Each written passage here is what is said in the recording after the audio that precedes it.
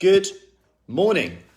Should I exercise with a cold? What can I do to strengthen my immune system? With schools going back, there's definitely a lot going around at the moment, like the colds, the sore throats. And I had a few questions about, like, should I exercise? Now, good morning, Joss. Should I exercise with a cold? And it's an interesting one because generally there's the kind of rule of the thumb is kind of anything from neck upwards, then you're kind of, okay to exercise. So, if you've got a bit of a cold or anything like that, a bit of a sore throat, you're okay to exercise. You might just want to lower the intensity a little bit, like probably don't go 100% with it because obviously you want to promote recovery. There's different thoughts around it, but, if you really want to and it makes you feel good doing it, then, I would definitely go and do that, but perhaps just hold back a little bit. Hey, Sue, give me a hello if you're coming in.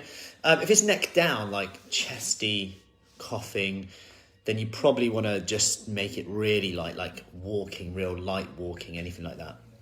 If anything, if not just resting. If you have like shivers, anything like that, then obviously in today's world you want to get tested as well. And also, rest pretty much. So that's kind of a good, easy rule of thumb, but always kind of seek advice with that. But the other question I had was around the immune system, and it came up, there's a few things that you can do. Obviously, going back before I get into any of this stuff, everyone loves like the little bits that are like the magic. So there's no magic to this.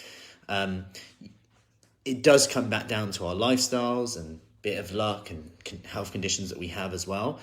But if you look at the research, this came about because we were talking about this happened a few days ago actually, probiotics and gut health, and this comes up a lot. And we don't know that much about the gut. And first and foremost, we know that what we do know is that it does have some kind of immune boosting to it. And we know that eating a balanced diet, lots of fiber, lots of plants, beans, legumes, fruit, vegetables in general, all going to be good. The more fermentable foods we eat, not only does that keep us full, because it's very inefficient to digest, which has other benefits in terms of weight loss, which can then help our immune system and inflammation. But at the same time, this can promote healthy gut bacteria. And we know this has positive influence. If you look at the studies in, say, like Yakult and brands like that, like Actimel, the strains that they use, even though some studies show that they don't really reach where they need to go, and there's question marks about how effective they are actually because they have to go through your digestive system. And remember, these bacteria are living things, right? They're alive, but yet they've got to get through our digestive system, which is putting acid all over them. And so there's question marks over them, but you see research in it and you see that it reduces upper respiratory tract infections quite significantly.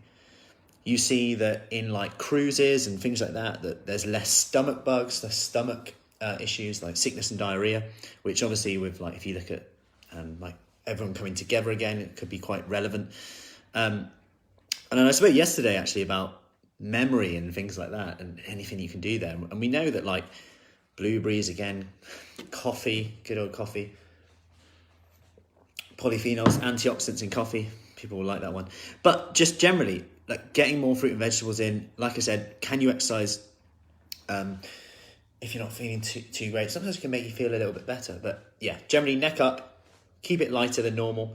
But yeah, like it's funny because with the like Yakult type of stuff, I actually would look at that and think, right, there must be a fad, but there is decent enough research in it. But what I would say is don't expect it to just like be like I took in this, this worked, because what we know is that people need different strains of bacteria. That's why certain probiotics may be better than others.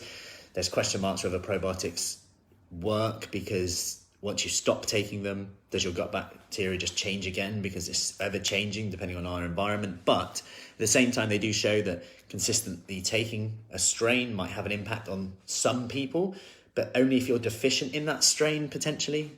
That's why it's probably good to have an array, maybe try one, try another one, try a different probiotic, see if it makes a difference. Obviously, it's very difficult to know if it's making a specific difference. Anyway, if you want more information on gut health though in general, and we can go into like IBS around this as well and all that area, I'm going to put a link to the podcast I did.